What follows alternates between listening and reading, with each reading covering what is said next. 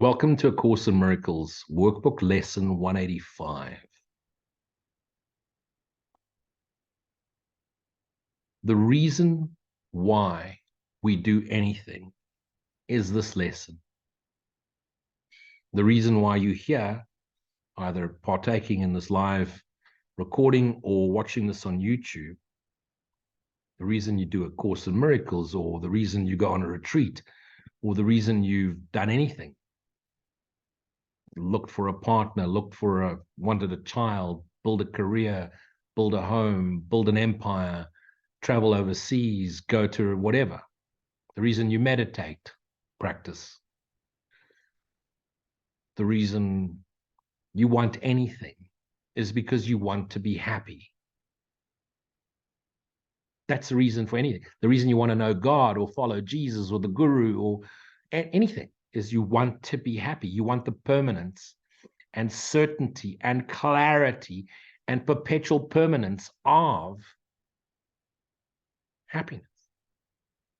And yet happiness is rooted in peace.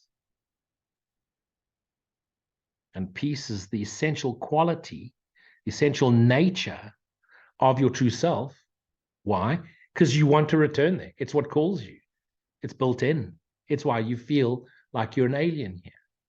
And that quality that although it's almost forgotten, yet there's a knowing. You know you want it. You want peace. You want eternal happiness. You want joy. Eternal happiness, joy. You want the peace of God. I want the peace of God. Now, if you truly and totally and completely want the peace of God, put this book down and go be quiet. And judge never again. And desire nothing in this world. And I mean nothing but the peace of God. I seek ye first the kingdom of heaven, the peace of God, and all else shall be given you. There is nothing else, for the peace of God is everything. For the peace of God is God. See, we want a piece of peace, a piece of God. And we want the illusion. We want the fantasy. And that's why we will never have the peace of God while we want a piece of something else.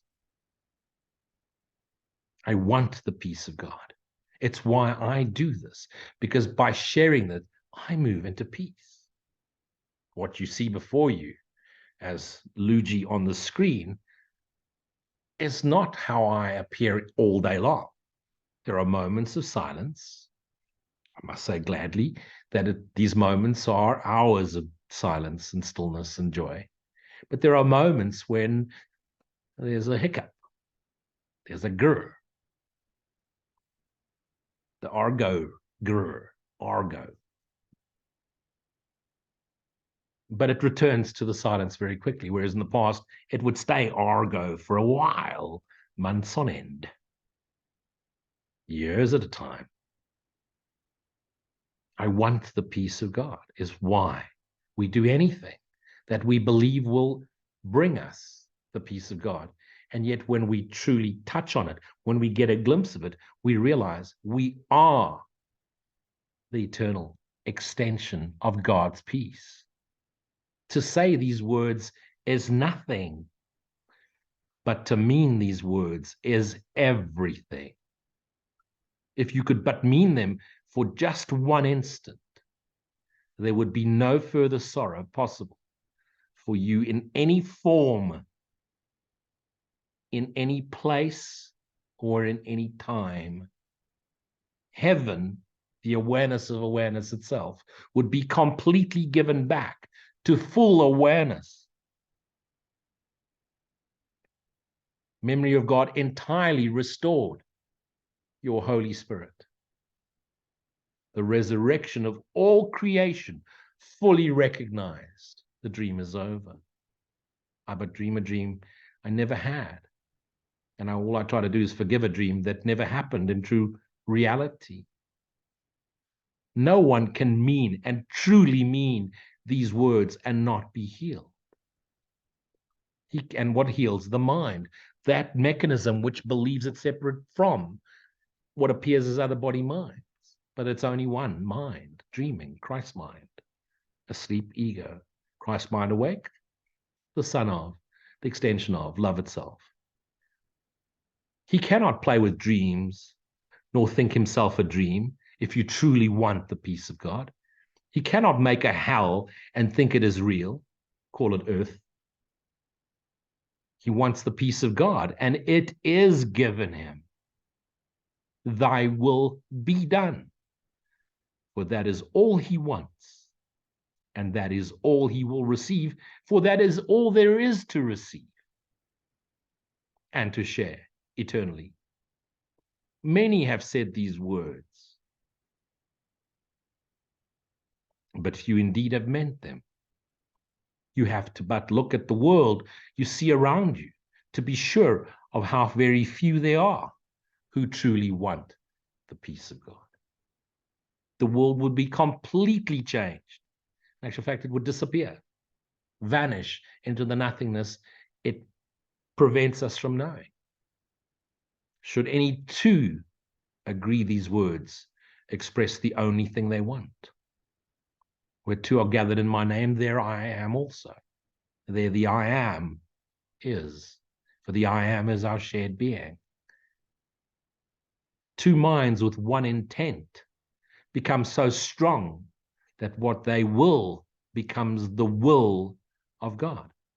Two minds, take it into your own, fractured right mind, wrong mind, egoic mind, Christ mind.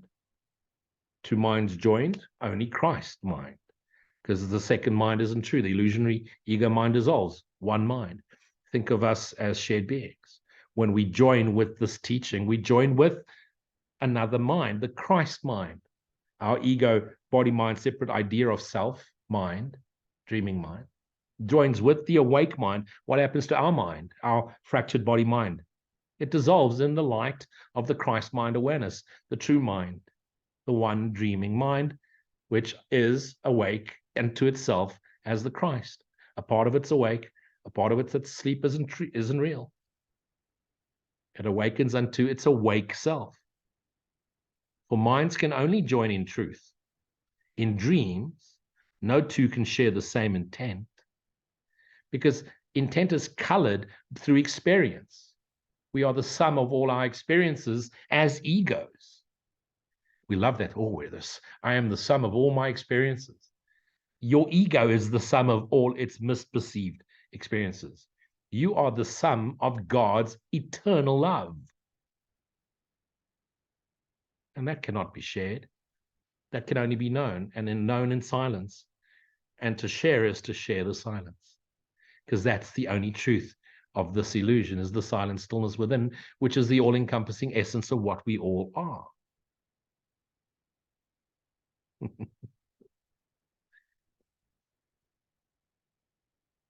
To each, the hero of the dream is different. How can they join? The outcome wanted, not the same for both. No matter how aligned you think you are, it's colored by experience, illusionary experience. Loser and gainer merely shift about in changing patterns. As the ratio of gain and loss to gain takes on a different aspect or another form. That's the basis of all special love relationships. Shag, marry, kill. Start again. Don't pass go, don't collect $200. Straight to jail, do it again. The jail of the dreaming mind. Yet compromise alone a dream can bring. Sometimes it takes the form of union, but only the form of union. The meaning must escape the dream, for compromising is the goal of dreaming. Stay asleep, seek where you cannot find. Minds cannot unite in dreams because they are fractured parts of one dreaming mind, fractured through its forgetfulness. And what unites is the collective one. And so minds have to dissolve for that which dreams to awaken unto itself. The fractured minds don't awaken. They realize they never existed. And what awakens is that which dreamt them up. And what activities they are, the fractured body minds appearances in the dreams, they merely bargain. Love in this world of dreams is transactional. I give you this, you give me that. I love you if you love me. Yeah, I love you if you love me more. I'll love you more if you do this. I'll give you love if you do that. And if you don't, well, how can I use you until I find something better? And what bargain can give them the peace of God? Can you negotiate with what you cannot understand to be what you've always been and always are and always will be? Illusions come to take his place. We even make up statues of what we perceive God to be, and then look at those and cast our little tithings upon that. We put it into a building and wear it around our neck. And what he means is lost to sleep, to sleeping minds, intent on compromise, each to gain and another's loss, the seeking to maximize pleasure, minimize pain. We want a piece of God, but we want a majority of the illusion to go our fantasy way. And yet, what is it that we want to go our way for? Because we want the peace and permanence of the joy, which is our natural inheritance and our essential self. To mean you want the peace of God is to renounce all dreams, renounce the world. Now, don't push away from it, because then you push away from yourself. Don't deny your body. The body is an external representation of the self dreaming. Once you can encapsulate all of it, love all of it as the self, it all becomes love. For no one means these words who wants illusions, and who therefore seeks the means which bring illusions. He has looked on them and found them wanting, as we all will. They will fail us. Now he seeks to go beyond them. There must be another way, recognizing that another dream would offer nothing more than all the others. So another partner is not going to make it easier. Another job, another career, another country, another whatever, another adventure, another retreat, another seeking path, another yoga, another meditation, another mantra, another technique, another book to read, another question to ask, and one on top of another question, because it's going to lead to another question. It's going to trigger it because I don't understand it. I need to try and understand everything. You can't understand anything. There's nothing to understand. You stand under nothing. You are all of it. Holy Son of God.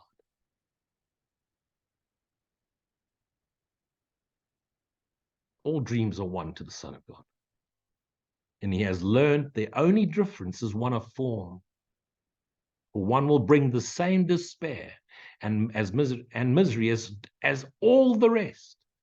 No dream is better than another. No technique is better than another. What does the world want? Equality of outcome. There's only one outcome, one indivisible whole. You can't get equality of outcome by looking for differences and insisting on differences and insisting on the recognition of differences.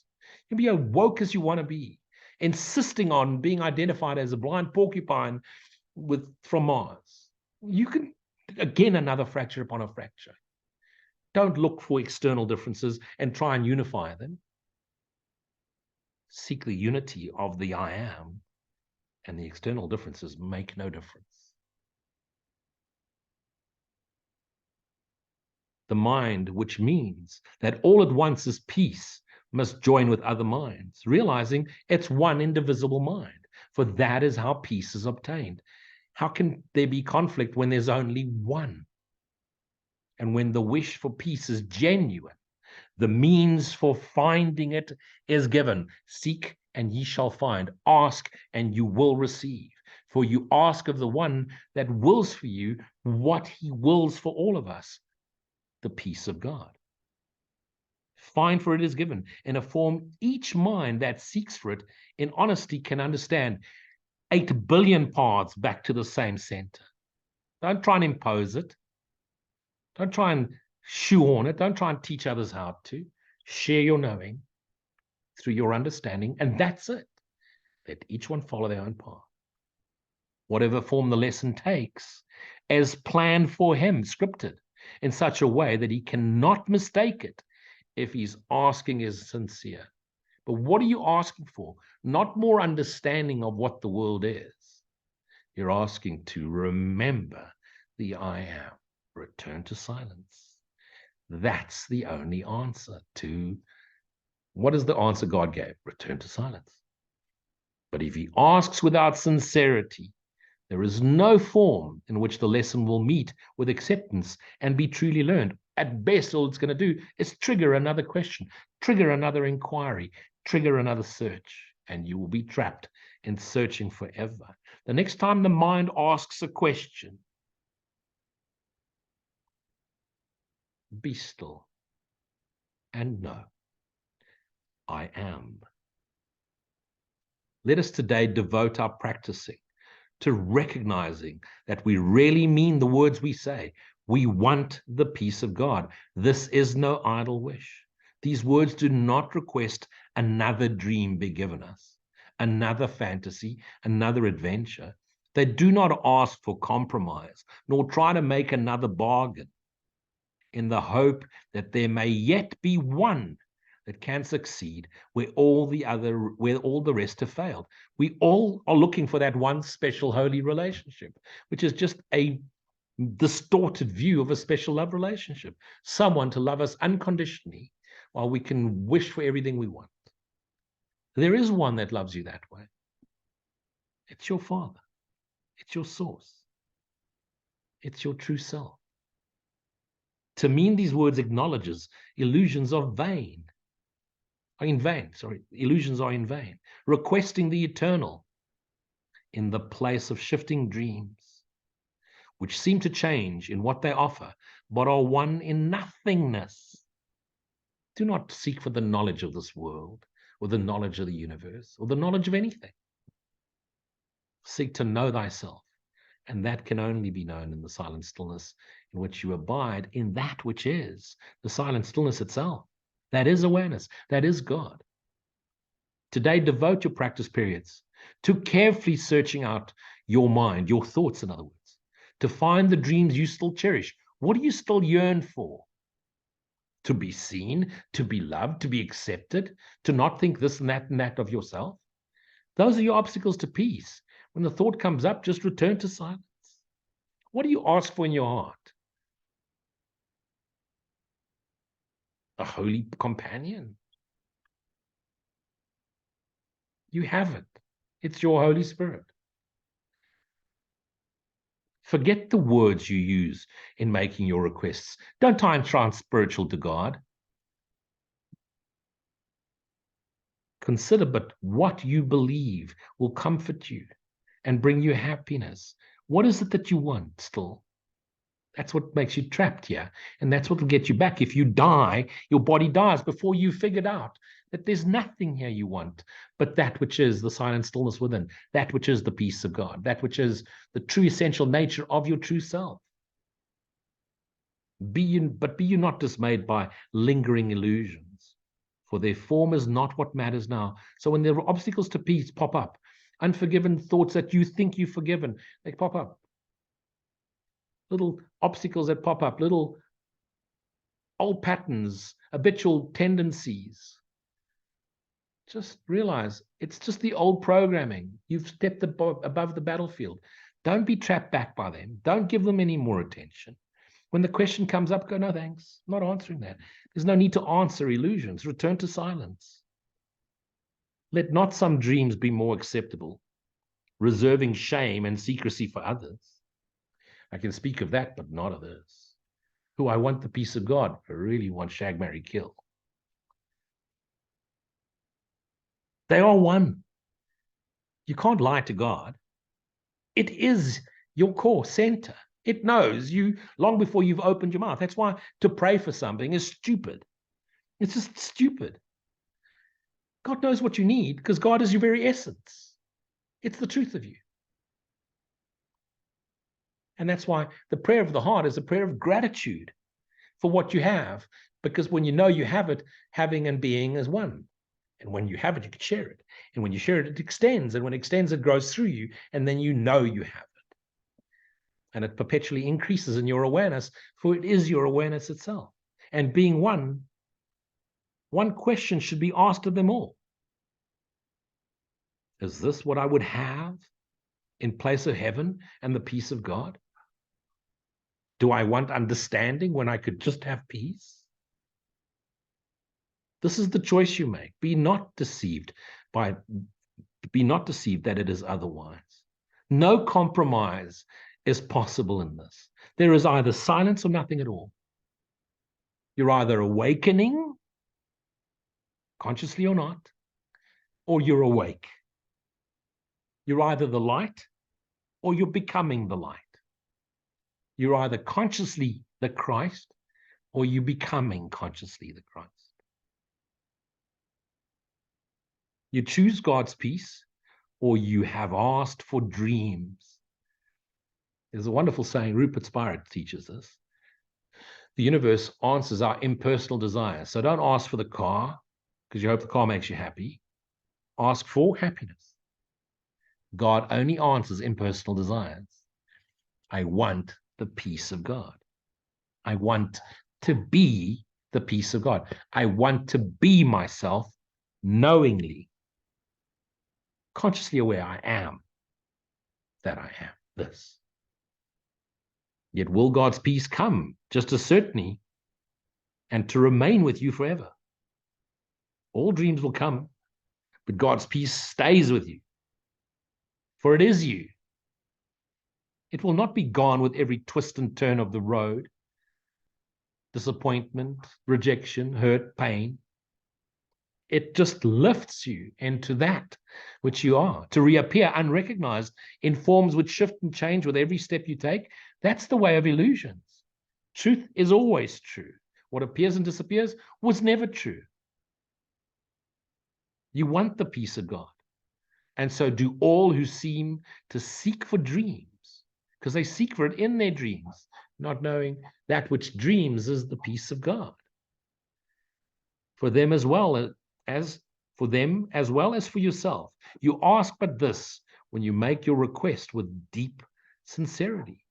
For thus you reach to what they really want, to what you really want, and join your own intent with what they seek above all things.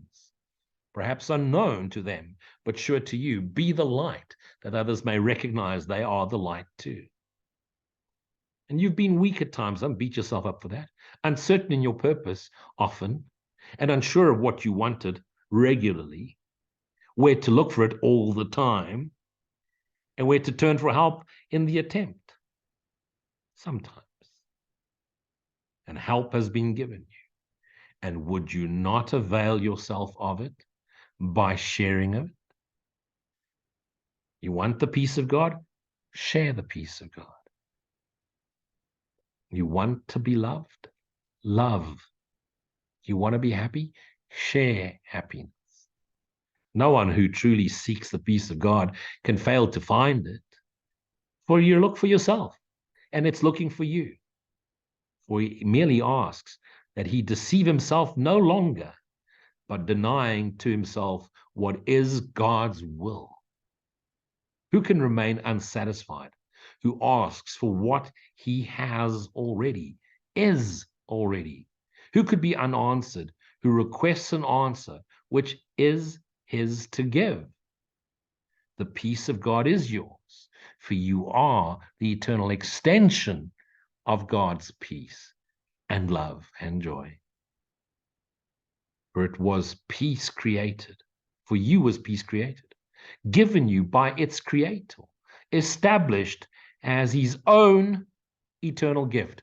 You are God's gift of peace, extended it for eternity. Limitlessness, defenselessness, innocence are your nature. How can you fail when you but ask for what he wills for you? He wills as you. And how could your request be limited to you alone? No gift of God can be unshared. It is this attribute that sets the gifts of God apart from every dream that ever seemed to take the place of truth. No one can lose And everyone must gain whenever any gift of God has been requested and received by anyone. Why? Because we one shared indivisible whole. One part of us awakens, it lightens the rest of it at a certain level too. One candle in a massive hall, darkened hall, one candle lights, it gives light. And all the other candles around it realize they are candles too. Lean in, become lit by the light you share with all. God gives but to unite. To take away is meaningless to him. And when it seems like things are being taken away, it's because they don't serve your highest knowing, your highest self. He takes only to give. And he takes away the stuff that prevents you from receiving the very thing you want the most. And when it is as meaningless to you, you can be sure you share one will with him and he with you. And you will also know you share one will with all your brothers whose intent is yours, because they all fractured parts of you, one dreaming, Christ mind asleep, remembering itself, that you but traveled in dreams that had no distance to a place you've never left. It is this one intent we seek today and every other day, while there appears to be days and time, uniting our desires with the need of every heart, the call of every mind, the hope that lies beyond despair, the love attack would hide, the brotherhood that hate has sought to sever, but which still remains as God created it.